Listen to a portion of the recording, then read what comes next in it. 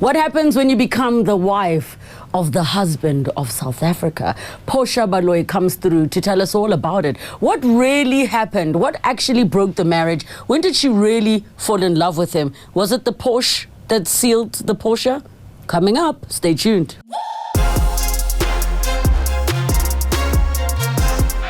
Hey everybody, welcome to another episode of the Relebogile Mabotja podcast. Subscribe and hit the notification bell to find out when new episodes are dropping and also when new content is available on the channel. Now, the team and I decided to extend an invite to each of the cast members of Married at First Sight Mzansi Season 2, and today's guest agreed, Ms. Portia Baloyi. How are you? Po. I always wanted to do that. It's so weird because I don't work anywhere where there's a po, but I regularly like po. You look good, madam. I try, hey? I mean, I Bona. never look like your problems. I don't have problems, but never, ever. I am with you about that. When people are like, what do you mean you're tired? You don't look good. I said, that's the point. That's the whole point. You are, there's something about your energy. I mean, the last time I was with you, we were at the reunion and your energy is so different. Yeah. And I feel like we never really got to know Portia, the person on the show. What were you like as a little girl? Quiet and shy. I used to get teased a lot in primary school. For what? I had this dark neck, I don't know, dark pigmentation. What do they call it? Depigmentation. So people used to tease me about my dark neck and my hair looked funny. Yeah, but it didn't look funny. I think people were just horrible. Yeah. I think once you have a group of people and one person is different from the group, it doesn't matter what you are. And how did you deal with all that bullying and being made fun of? I have a super confident mother, and she will instill confidence in you. Ubatla o sabatli. And you will come inside the house and she'll say, you are the hottest thing on earth. Really? Yes. So that, I grew up with that thing. I'm beautiful. I don't have to wait for someone. And whenever people ask me, who told you you're beautiful? I'm like, my mother. My mother. Did you learn from her telling you you're beautiful, or did she also carry herself like she knows she's beautiful? She carries herself like she knows she's beautiful. So seeing that, and then her saying it, you will believe it, you know? And then you look at yourself, you're like, man, look at you, girl. Who was in the house at the time? Like, what was the household? So I grew up with a single parent, my mom, and it was just me, my mom, and my sister growing up, you know, for the longest time. My mom made my stepdad at a later stage. We were older, but it was just us three. And she did everything and anything for us. Yonkinto. You name it, she did it. I had bad skin in high school. Like, I had bad pimples and all that. So she would buy me makeup because I would never leave the house without makeup. Yes.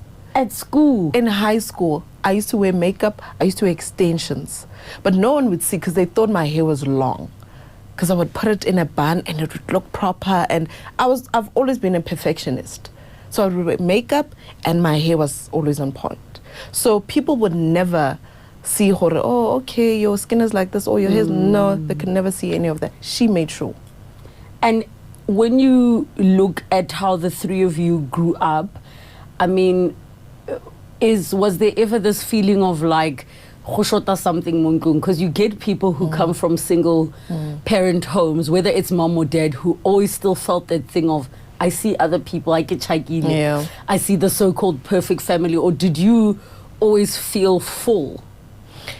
I felt full, actually. There was one part missing. My mom was a workaholic, right? But she made up for those days where she was never at home. So to some point, I never felt like there was anything missing.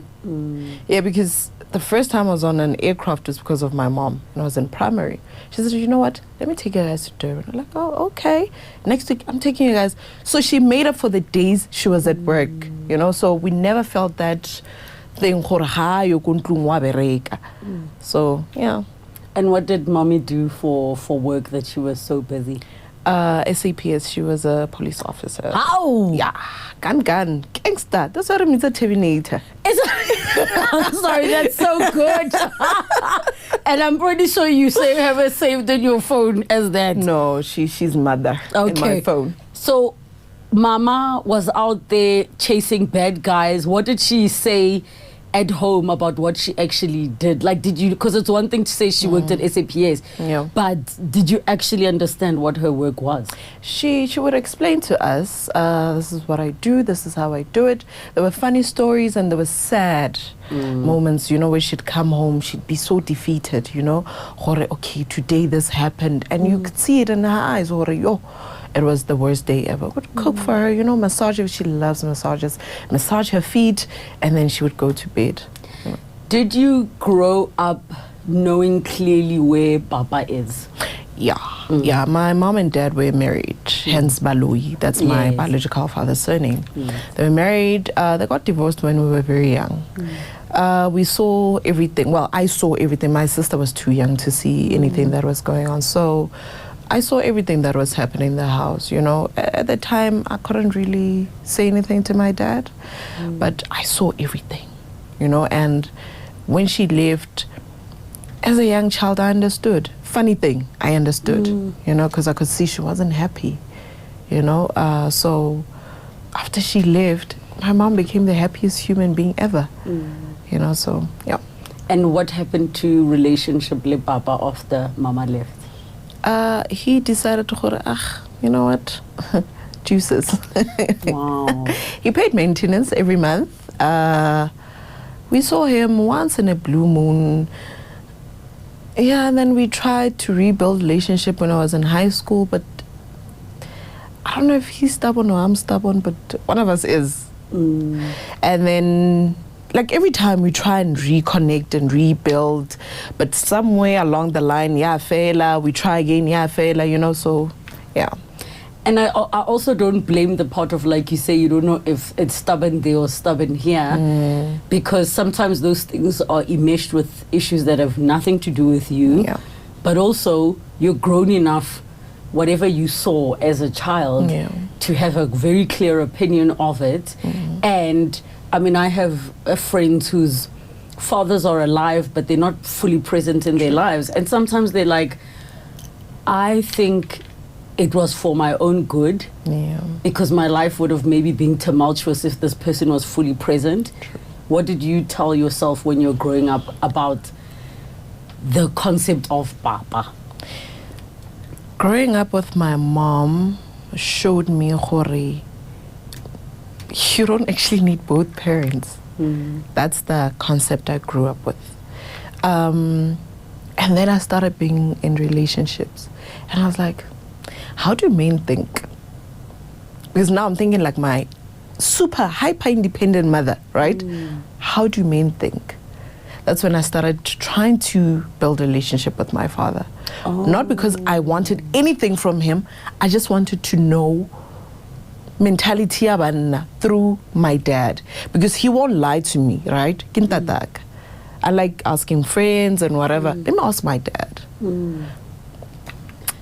Did you ever get those answers of how do men think? Got them from my stepdad. Okay. Yes. When did he come into the picture? How old was I?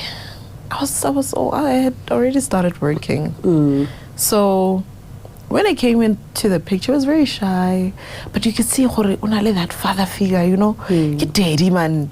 And then we built a relationship, beautiful relationship. And as time went by. It's okay. Take a deep breath. I know. It's still very, very fresh. It's still very fresh. Listen, we have an endless supply of tissues here. Okay. Okay. That's how we roll here. Conversations get real. Yeah. And because I you know why I just love this part of your stories, because there are so many men who stepped up.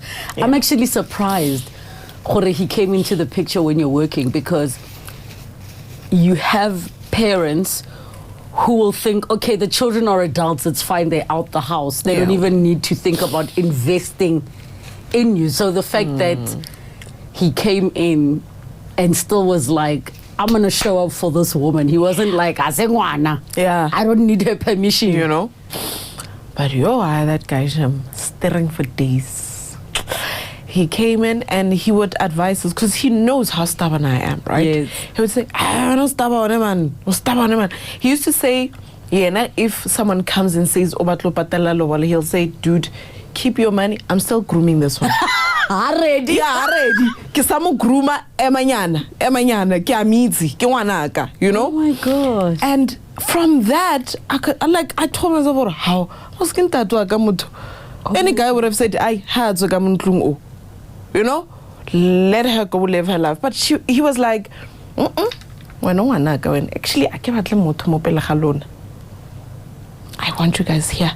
And did he have his own biological children? He does. What is your relationship with? It's even weird to say these step siblings because it's past that. We have a relationship, but we're not so close. Yeah, I'm not gonna lie, we're not close. Is it something that you feel bad about, or you're indifferent? No. It is what it is.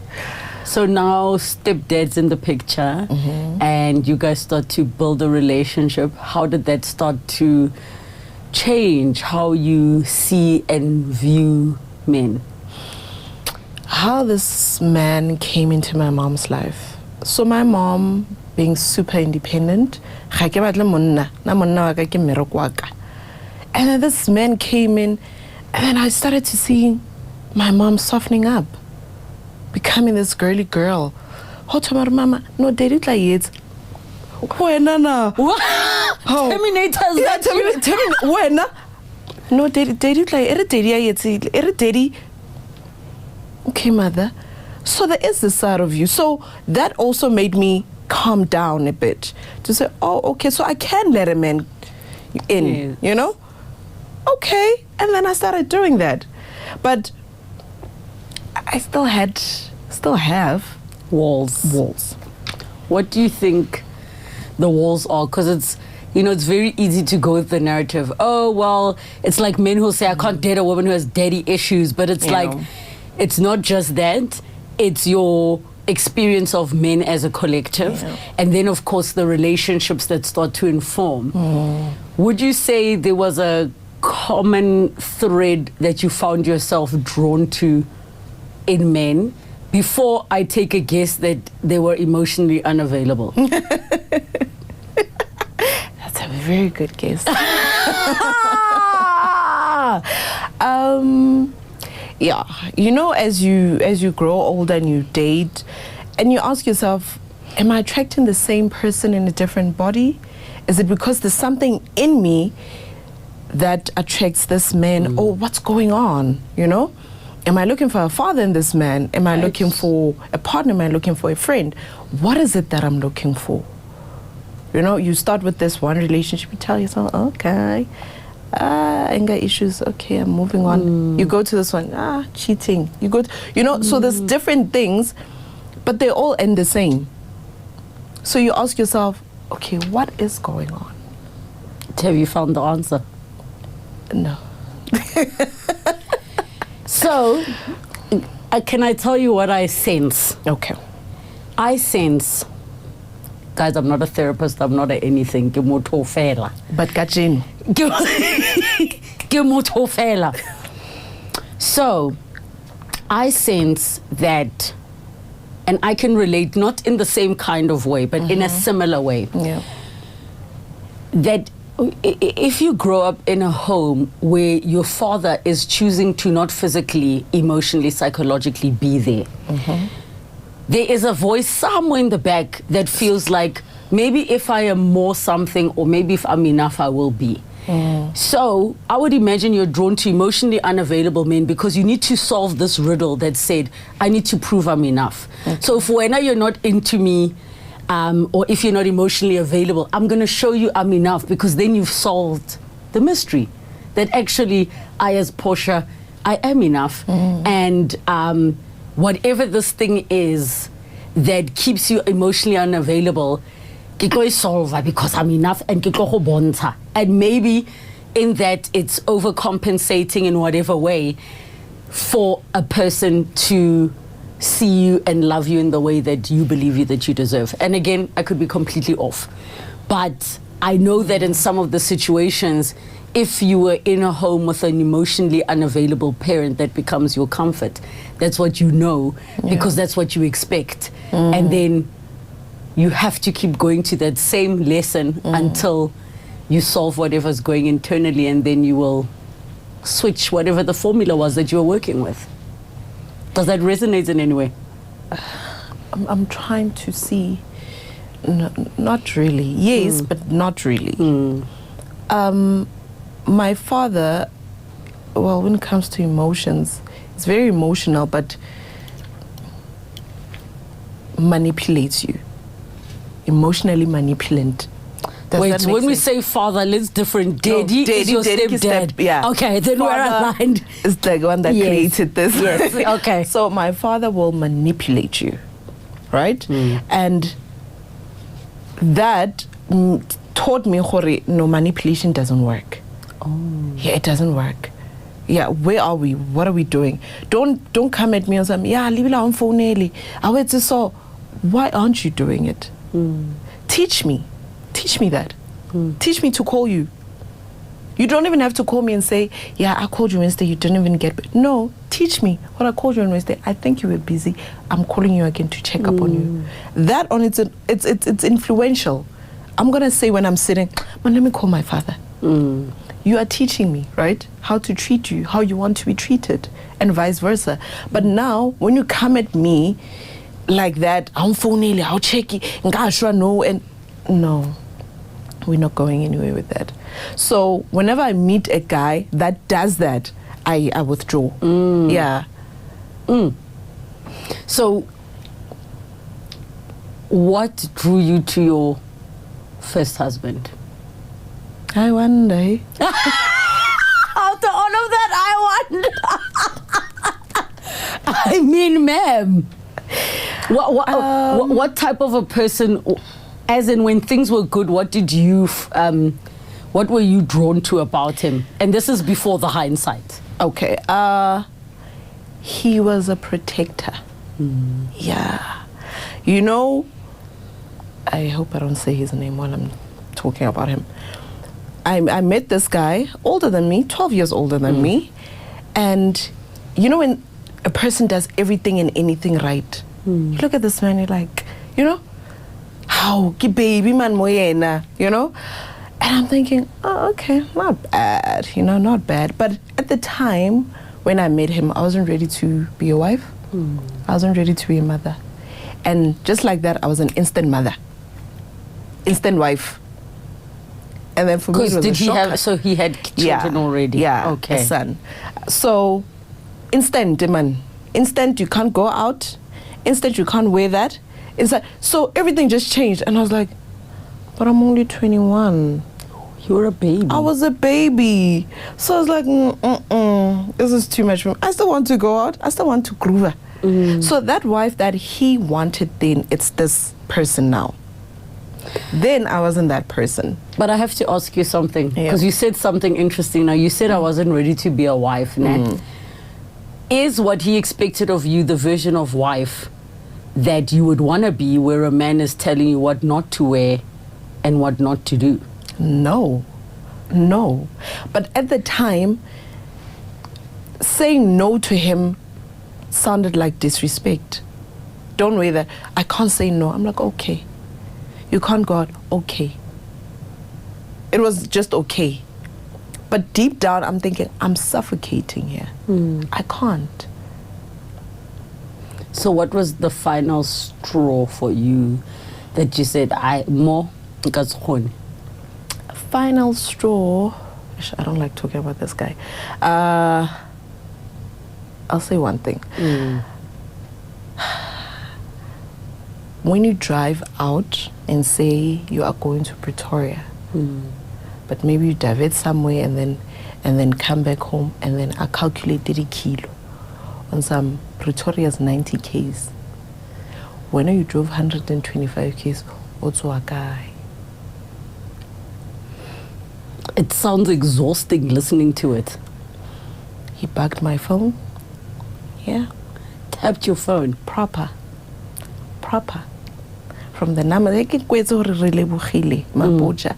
Ya tlhaela mo founung ya gae. So, ke bophelo bona bo. Did he ever, because it sounds very controlling, did he ever become abusive towards you? Physically? No. In any way? That on its own is abuse, eh? The controlling part, they give me your card. What is it that you're doing with your money? You know? Your money? Yes, my money. He called me words like useless. So yeah, it was a lot. Did you tell mommy or did she see it in you? I'm one person, I don't run to my mom because I know how overly protective she is. But at the end, I had to sit her down and say, I ke sa boela morago go 1, 2, 3, 4. She was shocked. So you hid it well from her as well. And what did daddy say at the time? Nakwatile. At him or you? At him. And I thought he's going to take care of you. And look at what is happening. So when you look back, do you have a different view on men who are protective and doing all those perfect things he was doing? I do. Because after him, I dated another one who's like that. Hence why I asked myself, how? And I went on that one, was portrayed as the most perfect human being on earth. God's gift to men. So the minute I'm with someone and they keep on saying, oh, he's a good person, and I'm like thinking, based on what? Being a nice person doesn't mean you're a good person. You're nice. Yo, ma'am, repeat them words. Being a nice person doesn't mean make you a good person. Yo. He's nice. Is he a good person? Hell no. Even serial killers are nice guys. They really are. Yes, that's how every they get documentary you human watch, beings. Serial killers, but nice. But nice. Does that make them good people? No. So how did you feel when you finally got your divorce finalized, and did he ever try and chase after you when you were leaving? No. After my divorce, the relief I felt, because it took 4 years for the divorce to end. Yeah. And you were married how long? 1 year? On paper. Oh, really? So we had lobola and whatever for the longest of time, and then only after the white wedding, that's when things just became worse and worse and worse. Things were happening, but you know, you're thinking, man, you know. So when it finally happened, I was like, okay, that's different. And you know what's so wild? Every person I've heard from, even men, when they speak about the switch up that happens in a relationship, there's the part that you like, am I crazy? Did that happen to you? And mind you, I was his second marriage. He was married before. Yeah, he was married before. And then, so another thing is next time I divorcee again because they bring things from their past. I know, I bring things from my past. So, yeah. Do you feel like you have healed from that specific chapter in your life, or do you feel like you're still working on it? You know, healing is something else. You can tell yourself, I've healed. Until one day, someone says something and then it takes you back there without you even noticing, you know? So we heal every day. Healing is a daily thing. You can't say, oh, I've healed and moved on. We are lying. It's a lie. It's like mourning. the pain doesn't go away. You just learn to live with it. Okay, that chapter of my life is closed and I'm healing from it. It's an everyday thing. It's a choice that you make every day. I'm healing from that. I'm moving away from it. Sure. And I'm just thinking about the young ladies maybe watching that found themselves in that situation. And for me, the reason I was asking how long you were married when the divorce took 4 years, I might be different, but for me, the shorter the marriage that was not working for you, the better, because it means you were able to make a quick decision. True. As opposed to continuously hoping things are going to improve, and then it becomes, let's say you leave after 20 years and you're like, I should have left, or I knew in that first, at some point you decided to enter Married at First Sight. Who's the one that sent you and said, babes, ngena? Or you saw it, you said, kyatsena? You know what I mean? Funny story. You know how people ask me, how do I sleep with this hair? Like this. That's what I So meant. we don't sleep, right? So you sleep, but it's taking. So I use a neck pillow. So fine, that day, man, I remember when I entered, it was the 30th of December, 2024. Yes. Man, sometimes I wake up. So I'm scrolling on TikTok and I see this thing. I'm like, oh yeah, Kopano says Married at First Sight season 2 is coming. I press the link, takes me there. Fine. I leave it. How they immediately respond. I'm like, okay. They immediately respond. I'm like, aren't there more desperate people out there? Am I the only one? Why are they responding so quickly? That's when I entered. No one told me to enter. Nothing bad was happening in my life. Nothing, there was nothing happening. It just found you. It just found me. It wasn't you know what? One day I'm going to enter Married. No. Had you watched the first season? I watched the first season. I've been watching even the ones overseas. I've been watching, and I love them, And I used to be that person. Oh man, come on! Why would until I went in, then I was like, it doesn't look that easy. It is not. You're the one saying, what do they call those couch referees? Coach, you should put in that. Until I was on the other side. Before we get to being on the other side, you said that your mom took you on a plane and, would make time to spend with you. Was that the time that you thought, oh my gosh, I want to do what these ladies are doing, the air host? Like, when did that thought cross your mind that that's something you wanted to do?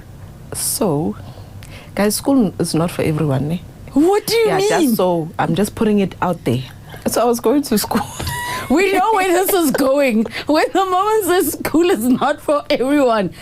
Ma'am. So, then I was going to school, and that's one time, my mom, nalgo SAPS yakwa airport. Yo, okay. So take your child to work day. So my mom takes me to work, How I get there, and I see those people looking hot. I'm like, I want to do that. Pencil skirts and all that. And I didn't even see them when I was flying. I only saw them at the airport because now I'm seeing all these different uniforms. I'm like, I like that. She says, do you want to do it? I'm like, yeah, let's have a school. So, and I don't know how she did it, but my mom is the one that found me the job. Yeah. And you were how old? I was 19 at the time. So I've been doing this all my life. So she went and got everything for me and then said, this is what you do. And I did that. And then next thing I'm flying. It's making me wonder now. So this first husband that was calculating, was he also following your trips?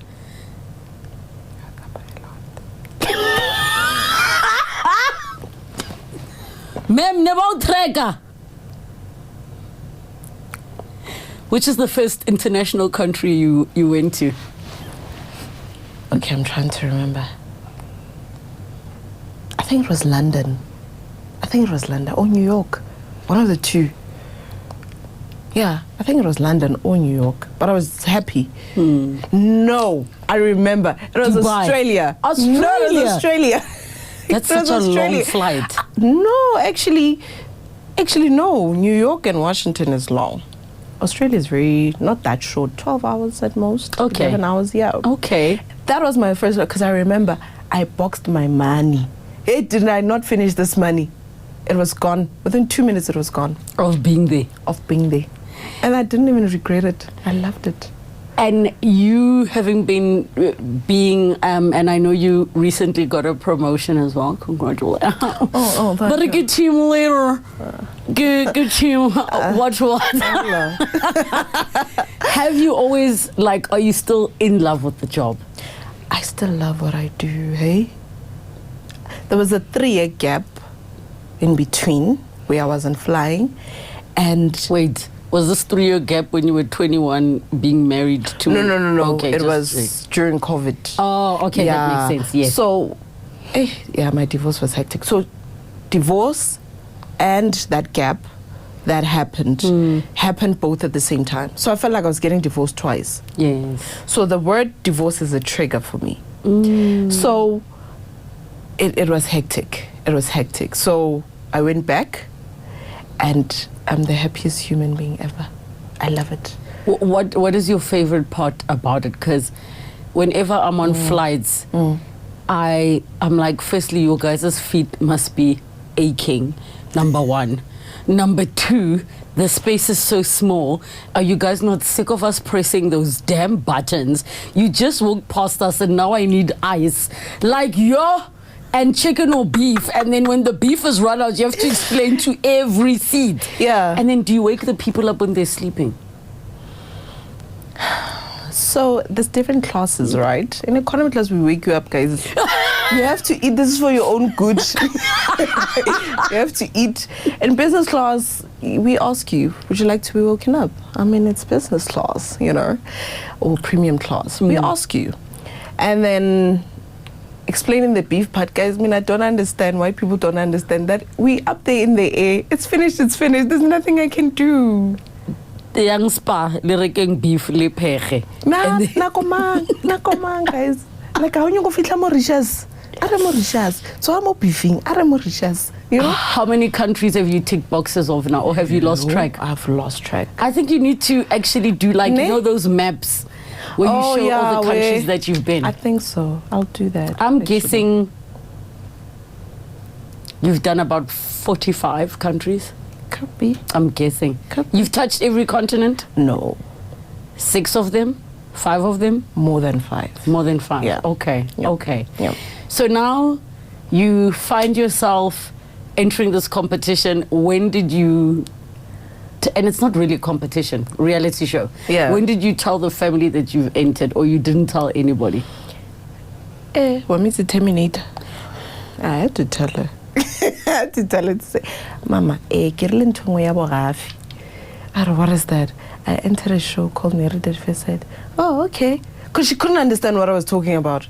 And then I left it at that. Yeah. And then I said, I will explain later. At least I told her. Then later on, she could say, why didn't you explain to me, Yes. But at least I told her. Yes. When it came to my older sister, I didn't tell her anything. Because I thought, when you can get any menu you want, what are you doing? And then my younger sister, I thought, where are you? So I thought, let me keep it to myself. Yes. Let me keep it here. I will tell them the day it happens. Yeah. I know my family, Shem. But Lord, we are private people. We don't do that. We are guy. We are super private, Shem. So when they did call you to say you've been chosen, there's somebody for you after you've gone through the different rounds, was there a part of you that's like, what the F am I doing? Like... So here's a funny story. They told me what I'm in, right? I ran. I went to Cape Town. To do what? I'm running away. I'm not going to do this anymore. I don't want to do this anymore. Why did you have to want to get married anymore? On TV does that? To a stranger? To a stranger. I ran, and then they kept on calling me. My phone was off, Musni. No, please come back. We'll book you into the the earliest flight. And I was like, why? No, because you're getting married. Why? No, Porsche. I started being emotional. I was crying. I was like, what the hell am I doing? Why am I doing this? Hey, when I came, You know how marriage is. You know how marriage is. Uyakai. Fine. Eventually I came back. I came back on Saturday night, landed back. That very same night, they came to pick me up. They made me wait for whatever hours, and in that 4 hours, they could feel her automata. So we don't trust. They called one. You a runaway bride. I'm a runaway bride. So they called one of them to come and sit with me, and then every 2 minutes I'd ask, I'm like, how does this guy look? Because that gave me anxiety. Yes, really? On its own. Yes, every 2 minutes. Is he tall? And then this lady would laugh. Is he light skin? She would laugh. Is he dark skin? She would laugh. Does he have kids? She would laugh. And I was like, ay, and like, they're like, what? Runaway bride. And then we shot the Bachelorette. After Bachelorette, fine, I met the ladies. Next morning, we had breakfast with the ladies. And then they just kept on talking about, oh yeah, now my partner, this and that. I was like, I wonder what he looks like. Anxiety would hit me on the spot. They would calm me down. Calm down, I'm sure he looks good. And I was like, that time they put us at the hotel before you get married. Because you remember, I was the last one to get married. Yes, funny thing. You were. So it was Sunday, Monday, Tuesday. I got married on a Wednesday. So every you time were they waiting. left, every time I would cry. And I would call them, hi guys, how is it? No, it's fine, we're happy. And then I heard the first couple was fighting. I'm like, Wabon, to a Nazi. Also, you're ready? Yeah, because we're informing each other. And then Nelisa was happy from the word go. She video called me, so I could hear Temba's voice in the background, yes. right? She video calls me and says, Nana, don't worry, you're gonna be fine. I'm like, Nelisa, don't call me. Don't call me. Because she's making you anxiety worse. No. I'm like, don't call me. And then the husband is laughing in the back. I'm like, is that your hubby? Yes, me and hubby. I'm like, okay, I'm calmer now. Because now she sounds happy. Yes. Ne? I hadn't spoken to Palisa and I hadn't spoken to Makot. So I'm thinking, I wonder what's going on. But I heard Makot was fighting on the first night. I'm thinking, Paluela, you just met, you know? So I'm thinking, should I run away? I called my friend. Yeah, she came to pick me up from the hotel. You ran? No, they don't know that I ran. They don't know. I came back. My friend was like, no, you need to go back. Wait, so did she give you an out to say, girl, did you say come fetch me? I said, come fetch me from this hotel. And you snuck like, out? Yeah, why are you staying at a hotel? I'm like, girl, just come fetch me. She came to fetch me and I said, we're going out for lunch, ne? But I left my phone inside because then they're going to look for me and then they must not find me anyway. What if they have tracking, whatever, and then they can track me? I went out with my friend, we had lunch, and then I told her. I was like, this is what I'm doing. She didn't even know. She didn't even know. Oh my gosh. I said, this is what I'm doing. She's like, oh. I'm like, yeah. So, you know what's going to happen? We are running. You're not taking me back there. I don't care about the clothes or the phone or whatever. We're going to your house. They know my house now. So we're going to your house. And then she's like, never. You're going there. You're getting married tomorrow. Why are you running? Why are you running? I get there. The lady that does our nails was sitting by the stairs. She says, I've been here for 2 hours. Yo, I feel so bad. Waiting for me. So I opened and she came and did my nails. And then she says, no, I haven't met your husband yet, but I've met the other couples. They look good together. So don't worry, you're going to be fine. I'm like, oh, okay. Why were you running? Marriage. Marriage terrifies me because people want marriage, the word marriage, but they don't know what happens in marriage. Or they know, but they don't have it in themselves to go through the whole thing of marriage. Or they want to have things that they are unable to be. So that on its own is what scared me. What if I'm marrying this person that wants to get married, ne? But doesn't know or doesn't have it in him to stick it out and say, you know what, this is my wife, but I'm here. And did you take it as seriously as marriage? You weren't like, we'll see what happens. In your mind, were you like, I'm taking this seriously? In my mind, I was like, this is probably my soulmate from running away so many times. At some point, I have to give you props because when I formally got signed on to do the show, so I was like, I need to binge watch. I don't like waiting and having anxiety. So I was like, okay, watching. And one thing I can say, like something I remember, and I think I shared this with you at the reunion, how you're like, I'm good looking, he must be good looking, right?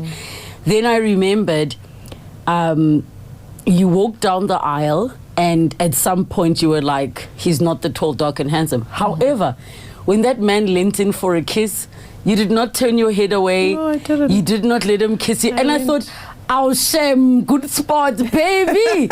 Because you kept saying one thing consistently, which was, I'm going to give it a chance, because clearly what I've been doing is not working.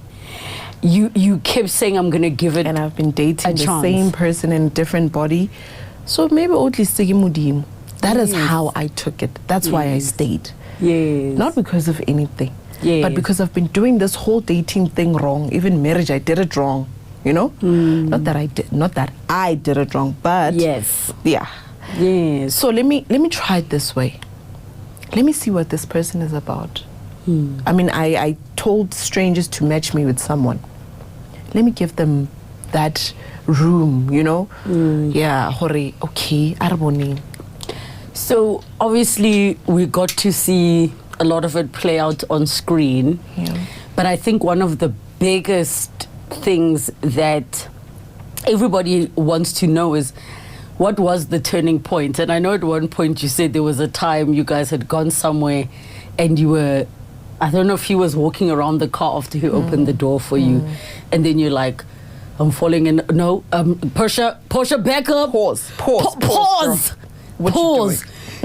What were you so afraid of when you were like, okay, I'm feeling the things that, and I'm sure there's the pressure of the seeing the ladies and the other couples, and that thing of, but am I not supposed to be feeling X by now? What were you so afraid of when the feelings did come? What if he hurts me? I don't have it in me to go through yet another heartbreak. I even said to God, I don't have another heart. So, I'm not doing this. Not again. Not again. What did you fall in love with? Not what social media says. What did you see and feel with this man that made you be like, yo? Behind closed doors. People think he was perfect on camera. He's not perfect. There's no perfect human being. But, you know, sometimes in your back of your mind, you're like, I want a man that does 1, 2, 3, 4. And then this man did them without me saying it. And then I was like, okay. You know? And then I was like, okay, let's give it a chance. You know? And not because of the looks, no, because of the treatment. The way, you know, Bongani worshipped the ground that I walked on. There was a time I came back from work, and production wanted to shoot immediately. But Zayn and I, no, we have to do makeup and all. She's going to eat and shower, and then we will call you guys to come back. That day, and meantime, I'm sitting on the couch. I'm still in my uniform. I was like, you know what I saw? That I think made you really fall for him. Consistency. He was very He never broke from the consistency from the script. He never broke. It's like he had it figured out. But I think it's the nature that man has. Oh, I get type. I will show you how I'm your type. I will show. Men love that challenge. If we honestly speaking, you know, because remember, I mean, they were given wives just like that, so they didn't have to go through that whole thing, chasing and all that. So I think a part of him enjoyed doing it, you know, enjoyed being that protector and seeing me soften up, you know. There was a time, and I didn't even notice this, but he did. There was a time we were shooting, and we were standing in the kitchen. There was all these cameras around, and I just went in. And I leaned in for a hug, just for him to hug me. And then that moment, I thought he couldn't feel it or see it. But he mentioned it later on, said, But you know, when you leaned in, I could feel what I was carrying you. And then I was like, he felt it too. Oh my God. But I didn't say it back to him, you know? I just kept quiet. And then I realized, oh, okay, maybe they gave me what I needed and not what I wanted, you know? So we just kept on going. And another thing is, Bongani and I were living inside a bubble. It's not the real world. No, it wasn't a real world. Shem, we were, you know, even when people were having problems, we were sitting on the couch watching TV, cooking, having wine and having conversations. And they would come in and out to tell us their problems. And then we'd be like, yeah, Nerva Saba, the couples Nerva Saba the whole day, you know? But we were in this bubble. You know, I always say a couple that sebas together stays together. I shem raseba. I never say, even that day, Kari, you know, never say really too, you know? Raseba. I shem, and then cameras were off. And then I was like, hey, okay, what's going on?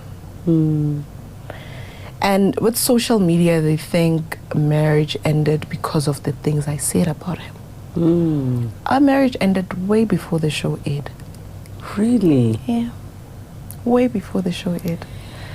And would you say, or maybe let me not ask the question this way, what is the first, that moment? When he couldn't handle me when I was hurt. That for me was a turning point. And I didn't leave him guessing what I'm hurt. I told him that you hurt me. When you do 1, 2, 3, 4, 5, you hurt me. Was the hurt him not defending you or speaking up for you? It wasn't just on that day. There were other things, lots of things that happened. But that day, it's because it was on camera. I got you. That's the one I'll speak about. So the problem was not the girl. The problem was his reaction to the whole situation. When we initially spoke about the girl sending me messages to say I'm childish and whatever, he asked me, what do you think about that? And I said, wait, when you say the girl, let's be clear who we're speaking about. We're talking about the girl, no, not the one that the rumors and whatever. Yes. No, we're not talking about that one. This is a different girl. Okay, so there's a girl, we won't say the name, yes, who started messaging you. No. So, okay. Because I want to make sure realigned. No, it gets started from Mariswan. Yes. So pointer number 1. This girl, Kiamiti, I met her 2018. I know her, we became friends, and we were close, you know? So when I was going through my guest list at the honeymoon, I said to him, I wanted to invite this person. Okay. I also know her. We had a fling. Long ago. So he did tell you, he disclosed it was not a thing. It wasn't a thing. He says, no, we had a fling. Explain to me what happened. And I was like, okay. I left it at that. And the is, I didn't realize our circles are so close. Yes, Okay, you know? Yes. Left it at that. Our girl now works in production. The girl. Found out the for same production. Yes. Not the same production. Big Brother. Works in television. Yeah, okay. in television. Okay, Yeah. I got you. Said to me, I know you entered Married at First Sight. How? Why don't you tell me? And I said, how do you know? Because I'm very secretive. How and do you know? You guys are not like that close. Yes. You know? No, you know I work in the in the space, so I will know. I'm like, okay, cool. This is all the best. Cool. We leave it at that. Later on, she calls me and says, I know who you are paid with. He's an old friend of mine. We're still close. We do business together. Why did she even call you? I'm like, I saw. Did she call you close, now we do business after together. you guys met? After you guys are now married? Yeah, we are now married. We just moved into the apartments.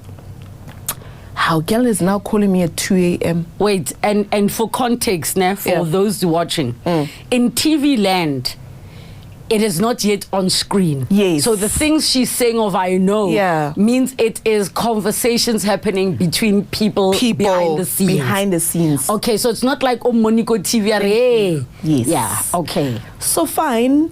No, I'm like, what kind of guy is he? I'm asking this girl, no, he's a good guy. Is he psycho? No, why is he single? I asked all these questions. Little does she know her guy or they had a fling. So I'm hoping she's a part of her will tell me.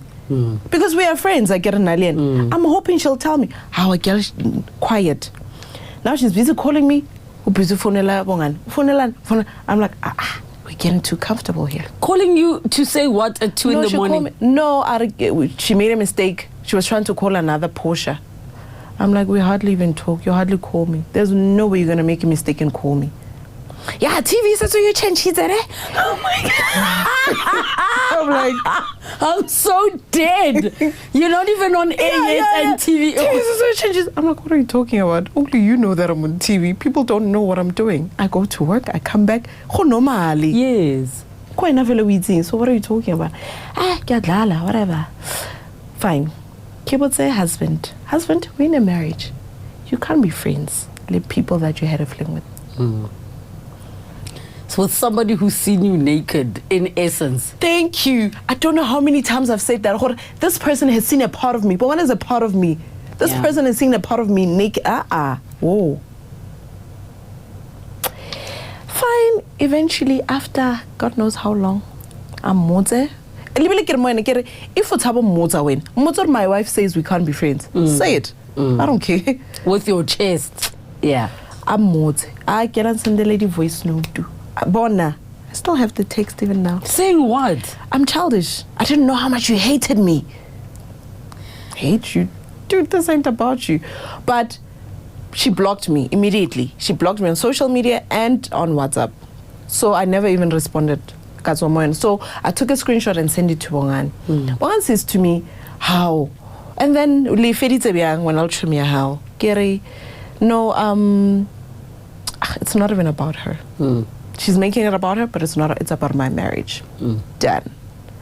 This is before reunion. We were done shooting. We had just moved out. He was in Miami. So we're talking, got a video call and whatever. So I start explaining the story of how I met the girl. Because it's the same thing that's happening. So I tell him, I met this girl through this other guy I had a fling with. Right? So when the guy fling. Hey, when a flingwa. Hey, flingtation. Flingalicious. Flumpacious. I am so dead. Okay, so you met her through a guy that I had a fling with.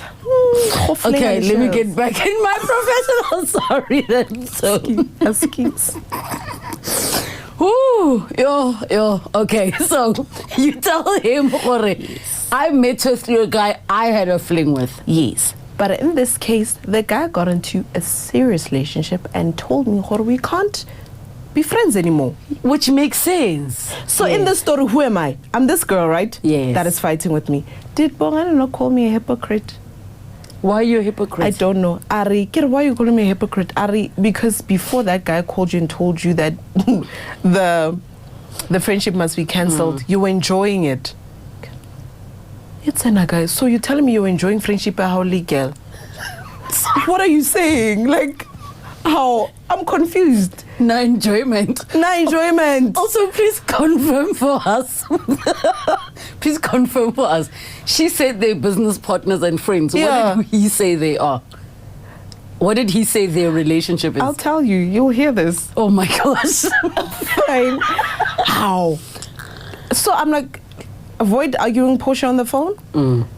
So what good I've toned down now. I'm like, you know what? I need to go get ready. I don't even know what I was getting ready for. I need to go get ready. We'll talk later. Kept on talking. I was sending him one-word answers and whatever. It was just after I had buried my father. So I was still not okay.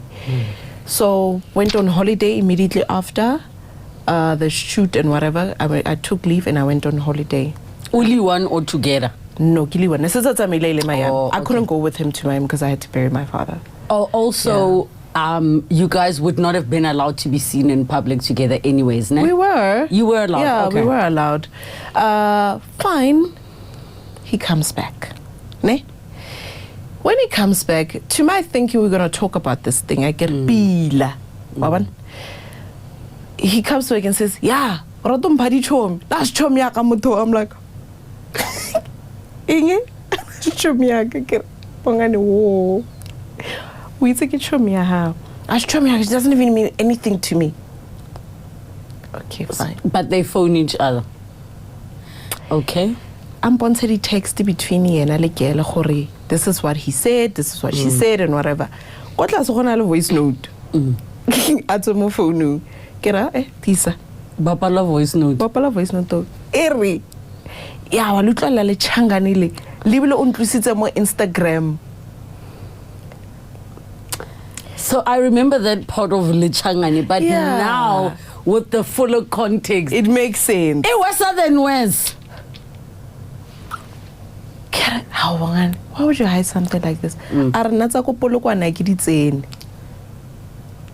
not get pissed off? I get a girl's vendor.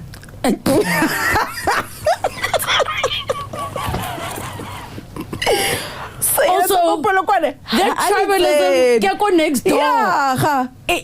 Was there not a part of you wanted to say, girl, we say Matosa le Mazulu. We never say amongst. So why? Like, come on. And it's not Matosa, Matosa. Just saying. Oh my gosh. He makes it worse. So now we on the Agiditse. I'm a hypocrite. But yet you took long to tell her her friendship is over. Why? No, he turns it around and says, didn't you have beef before? Okay, let me play devil's advocate. In this case, is there a possibility that maybe in Bongani's world, it's maybe looking at it as, but I would never do anything with her, maybe you're being jealous, as opposed to the perspective I see, which is just, it's inappropriate. It's not even about, I think you're going to do something there, but it's just not appropriate when you're a married man to still be having that level of familiarity with somebody who's seen you naked. But not just that, who also now is kind of being disrespectful towards your wife. Right. But is there a possibility that maybe in his mind, he didn't see it as a big deal as you do, because he doesn't see it from that perspective. He sees it from the perspective of, but I'm not going to do anything with her. Is that a possibility? It could be a possibility. However, just because something is not heavy to you doesn't mean it's not heavy to the next person. You need to understand where this person is coming from. To you, it's, can't do this again, you know? But to the next person is, what the hell is going on? Because something could happen like that, vice versa. Should I now say, you say, hey, it's like KZN. Do you understand? Where maybe a guy I had a fling with is disrespecting him. Yeah. It has nothing to do with whatever happened between Nali, that girl, which nothing happened. You know? So why aren't you understanding me as your wife to tell you, this makes me uncomfortable? Yeah, now we want as if I'm trying to stop him from having female friends. I'm like, yeah, the ones that you slept with. Yeah, if you didn't sleep with them,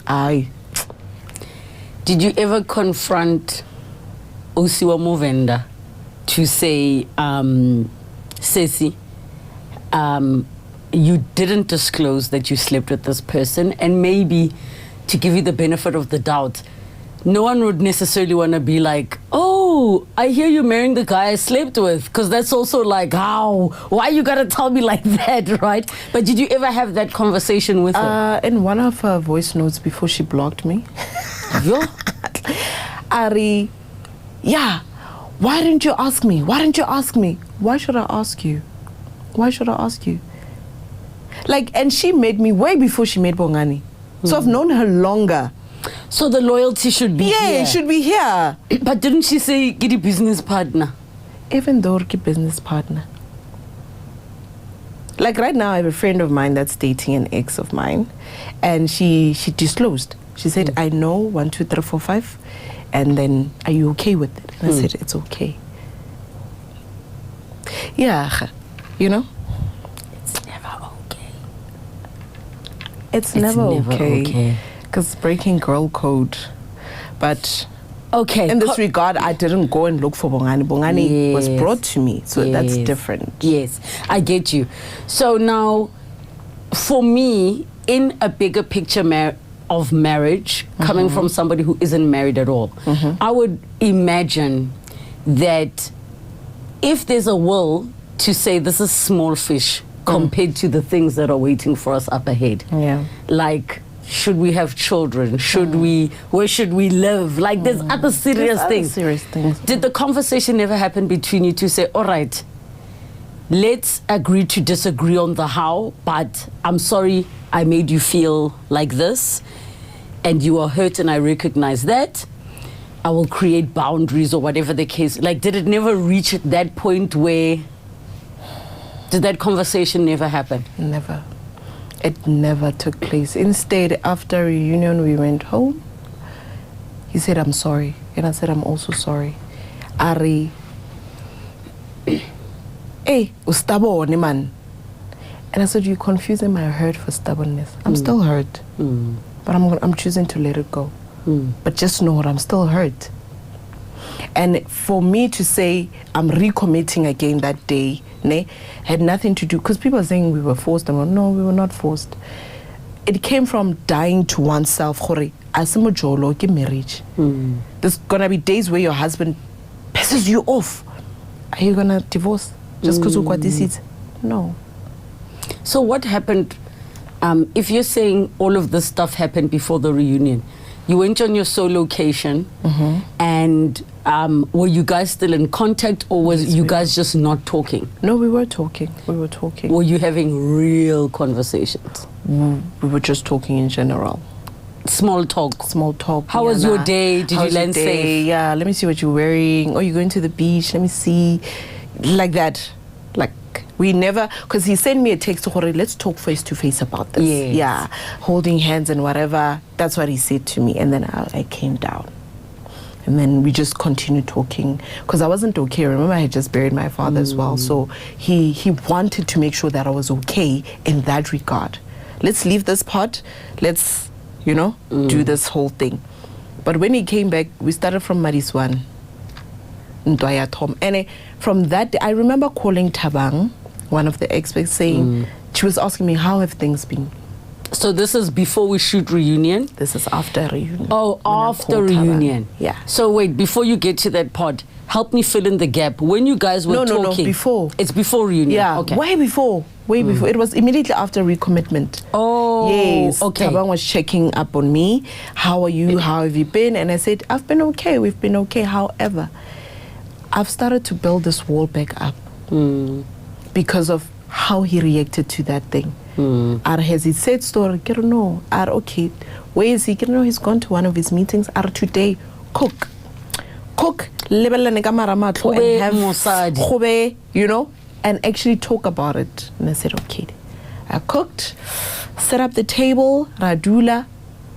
And then he actually mentioned one thing that actually... Ari, one of his exes, they never used to go to bed mad at each other. But we've gone for days mad at each other.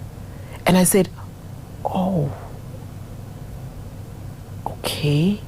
So it happens when it's someone else, but not me. You're okay with going to bed mad at me, and you're mad at me because I'm not okay with you. You're not mad because I did something. You're mad because I'm hurt. And so you've practiced this thing of not going to bed mad at each other, but you're just not doing it with me. And it hurt. And instead of me talking about that problem, I didn't. I just closed off. And I just continued closing off. And we fought. Almost every day we were fighting. We'd be okay for 2 days, Nyana. go back to fighting. And would you go back to the same topic, or it's like Every things time on I brought top up of that topic, Yes. he would get mad. So we don't talk, we continue. Yeah. We continue. I called Pastor X at some point. We met up with Pastor X, but that did nothing to help us. So when at recommitment, he was standing with the letter and saying, so I will not recommit. Did the two of you not go into that knowing what the outcome was? Like, because I felt like you were blindsided. Like almost So at with the recommitment. it's just that what you see on camera and what happened is two different Yes. stories. So Bongani said what he wanted to say, but he didn't say if I'm recommitting or not at the end. Oh, okay. So once he was done, I said, can I read mine? Yes. With an attitude, you Yes. know? Because I was pissed off. Remember, I've been pissed off for weeks now. You know, I'm While angry. you're grieving Yes, I'm and- grieving, I'm pissed off, and this guy's just not hearing me. And I'm trying to explain. And to him, it's coming across as disrespect. You know? So fine, I'm saying to production, can I read mine? They're like, no, Portia, he's not done saying if he's going to recommit or not. And then Mwana was like, no, it's okay, let her read hers. I read mine. And then with mine, it wasn't written if I'm recommitting or not at the end. Were you undecided? Yeah, I was undecided proper. But we left from the same house that morning. Yeah, we are weird creatures like that. You left from the same house, Yeah. having slept in the same bed. everything. Listen, sure. Yeah, we cuddled. We did things that couples do. Yes. Yes, like that. Yes. And then he left first. They had to go shoot something first. And then they picked me up later. Yes. So we went 2 separate rooms the whole entire time until we met there. Fine. I read mine and I say, no, I'm choosing me. So they're like, yeah, but you don't wait for Bongani to say his. And then I'm like, no, Bongani says he's not recommitting. They're like, no, you're picking for him. I said, no, he's not recommitting. What made you say that? Because in my head, I heard, I'm not recommitting. But he hadn't said that. He said, I'm not sure if I'm recommitting or walking away. I didn't hear fuck all. And So the sin was, no. I'm not sure if and you're already Yes, like, I already he's not recommitting. Anyway, can I read mine?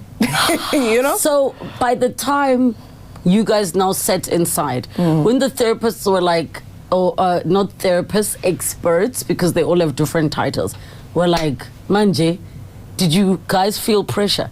Because he immediately went, okay, I recommend. And you were like, Actually, the story I told you now, I had to tell the whole story again. He had to tell his story from his angle, just that they removed his part, you know?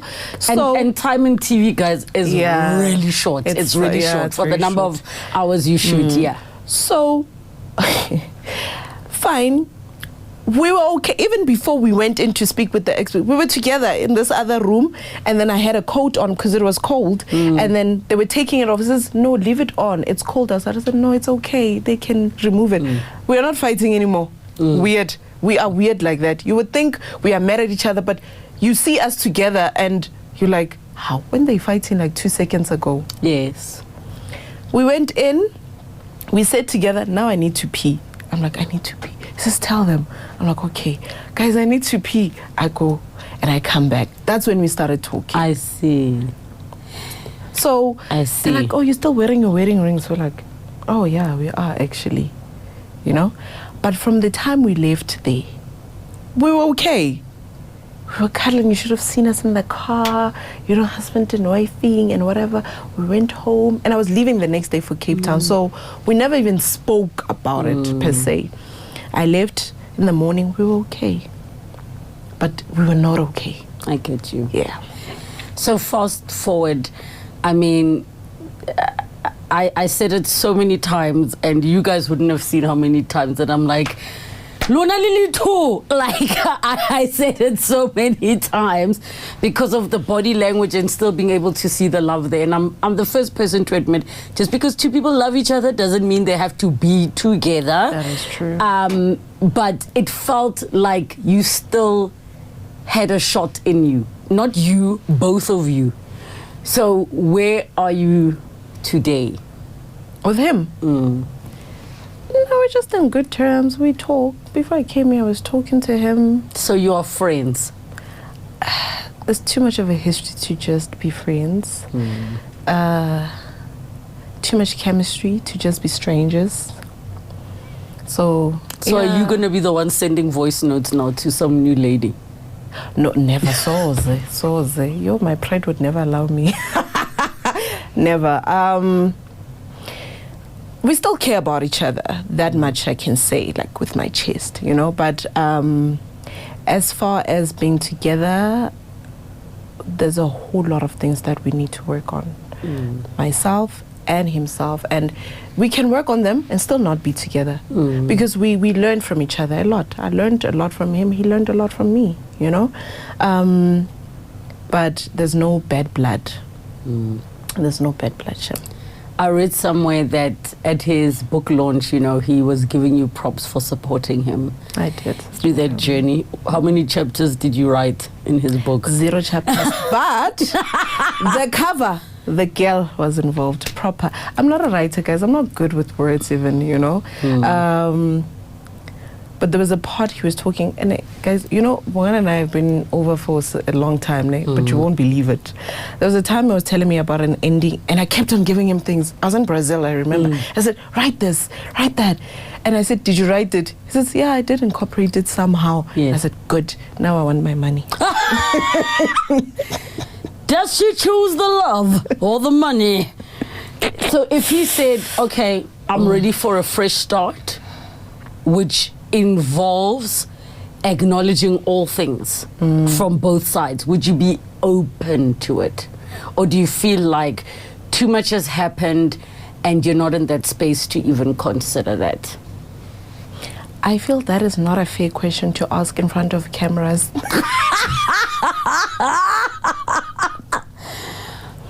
I feel like we got our answer. We got our answer. Are you okay?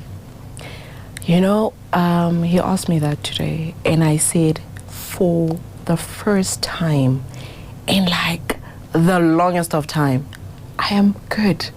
I am good. I'm in a good space.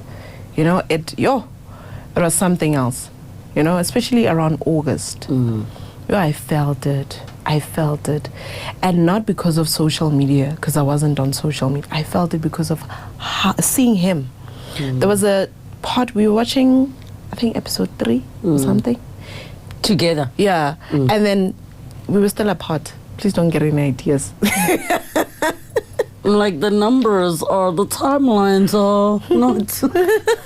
not timing. Yes. So they showed the part for episode, I'm not sure which episode, but I think they showed the part for episode 4 where I was talking to Makoto. That scene outside. Oh, yes. That broke me. Because it was playing, the whole episode was playing, and he was on his phone. I kept on saying, no man, watch. This is no, I'm watching. And then towards the end, they were showing the part for the next episode. They showed that part.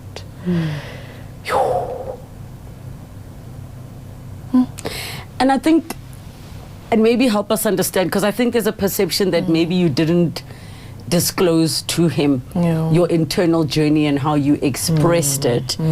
But I feel like somebody telling you, listen, there's things I shared that are not kosher at all. Even if you're prepared, it doesn't really prepare you to see it. You know, because I did say, because most of the things I said I had forgotten. I won't lie. So I did say, I said shit about you. You know, excuse the language. But I can't remember exactly what is it I said. Only when they started rolling and I could see, Portia, did you really say that? And then because I joke a lot, some of them were said as a joke, but because people don't understand my sense, only people that know me will say, no, she has a weird sense of humor. Then they will say, but she was joking. But those that don't know me, it came out as, how this girl, why would she say something like this, you know? And what hurt me the most was him knowing my heart now. You know who this person is. And he said to me, even if we were okay in our marriage, seeing those things would have taken us back to where we are now. You see, so I was like, okay. So I wasn't apologizing to get him back. I get you. No. I apologized for the hurt and humiliation that you caused. That I caused. Yeah. It had nothing to do with people holding me accountable and whatever. No, I saw it. I saw it. I saw the pain in his eyes. And that is what broke me. Because, of course, it's also one thing to hear the person that you now have feelings for and love say something, and then also the awareness that there are millions of people watching, right? Even if you're not on social media. So if we look at Bongani's sisters, did you see them ever again since that time when you went for the Godiza weekend? So there were 3 sisters, right? Yes. The older sister and the 2 other sisters. So the 2 other sisters, the only time I ever saw them was that day. Oh, okay. Yeah. So the older sister I've built a beautiful relationship with. She laughed at the whole scene because she knows the kind of person I am. And she asked me, what were you saying? What were you trying to say? And I explained to her, Hore, no man, people took it out of context. And it's actually meant as a joke. But what I was saying is I actually had come to you guys to learn about Bongani. Why is he single? How does he treat women? Why his last relationship ended? How is his relationship with you guys? Does he like this? Does he like that? That is what I wanted to know. I felt like you guys were bragging about the things he has, the things he does, and. What to get? No, I was teaching you to ask for the best things in life from your husband. And I said to her, now because I know you and I've seen you around your husband, I understand. It had nothing to do with bragging, whatever. You are teaching me how to be this wife, you know? And it went over my head. I said, no, it's okay, Nana. I love it to bits, by the way. Because I saw somewhere, there was apparently a sister who commented on some video that, she's nice, but not for our brother. Was that really the sister? Cousin. But the only time I saw her was that day. So I was shocked that she had things to say. I see. Yeah, but I thought to myself, you know what? Each to their own. So it was a cousin who basically is like, not this woman for our big brother. Okay, I understand. Is there anything you want to clear up outside of what we've already spoken about or share with everybody watching? There is. So you see the episode with the Porsche. Look at how excited she got. Porsche is just short for Portia. Porsche for Portia. Hello. Which, isn't it actually pronounced Portia? As far as it's not pronounced Porsche, it's Porsche. I stand to be corrected. Tell me in the comments. Yes. So, people, English is not for everyone, ne? Because people missed it. Ne? Okay, so tell me. Now, I want to hear from you. So, with people saying, I saw the Porsche and I fell for him. Yes. Do you also think that? Do you also believe that? No, because I didn't see it happen. But also, I don't know if I'm the measure. Yeah.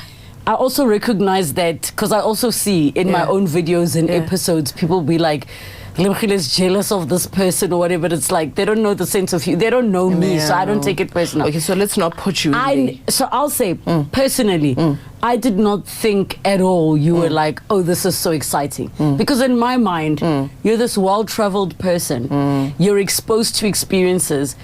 I don't think you're a person who sees value in flashy cars. You see value in life experiences. Thank you. So to me, it's like a Porsche also can mean skoloto. Like, I don't see it in that way. And that's how... But that's the thing. Yeah. So people did not listen to understand. They listened to get excited. He says, I post a Porsche every Sunday until I buy one. Yes. Nowhere did he say that Porsche belongs to him. Yeah. You were there for the money, when babes. Nah, Shem, for the kuching. even though you've got dollars, pounds, euros sitting in your stamps in the passport. Okay, so that's cleared up. It has nothing to do with Porsches or anything. Maybe he owns a Porsche, but he doesn't own that Porsche. Okay. Yeah. And the money patch, like I said, projection of poverty, they must keep it there. Yeah. I hear. You said it's not poverty at first sight. Yeah, it's not poverty at first sight. I know champagne and caviar because of my mom, not because of a man. Not because of a man, Shem. They must come down, guys. They must honestly come down. Is there anything you would have done differently in the whole season? Maybe my delivery. Because to some point I would have said he's not my type, right? Yes. But the delivery, you know, that I could have done differently. Yeah.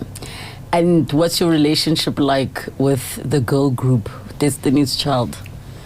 Lekokai and Kimang Beyonce. Kadla. Girl group. Nelisa and I okay. We're good. Hi guys, Palisa needs some more healing.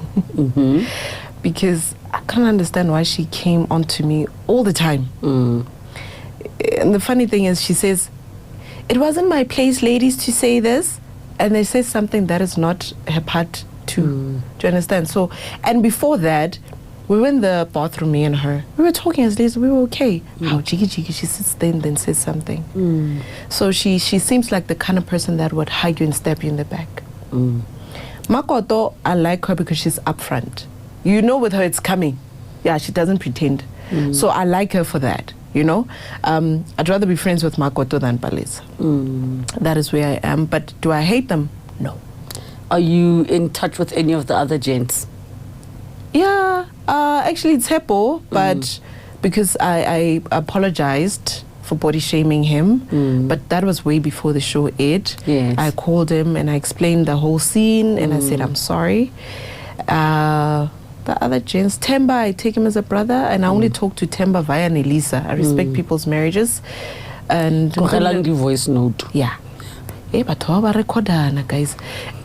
And then Kulego, no. The first time I actually spoke to Nkulego was at the reunion. Like before that, 2 seconds in, but no, not so much. Okay. Yeah. Thank you so much for coming. Thank you for having me. I really wish you continued healing. Like losing somebody you love, like your daddy, is not a small thing. And I hope you give yourself grace and time. And there's so many people out there rooting for you in Bongani, but I am going to root for both of you to be happy, whatever that looks like. Thank you. That's what I'm going to root for, whatever it looks like. And yeah, just success, man. So are we seeing you next time as the captain of the plane? Yes, that was the whole plan before I started being a flight attendant. I knew it! Yes. For real? Yeah. Sorry. I'm getting so excited. Sorry. I knew it.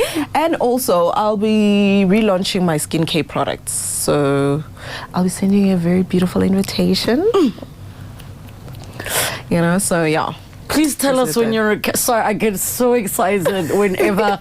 I see pilots who are women because it's important. It's so beautiful, and to see black women that are flying. Because in my head, I was like, I'm pretty sure she has a next level. I feel like she still wants to be in the air, so I took a chance. Why not be there in front? Oh, man. Thank you so much. Girl, guys, you heard it here. Thank you for tuning in to the Relebogile Mabotja podcast. Leave your comments down below. Maybe Portia will answer. I can't promise because some of yours are in order. Linali chaos. And also let us know who you'd like to see on the podcast. I love you guys. Thank you for supporting the space. Subscribe and hit the notification bell till we see you next time.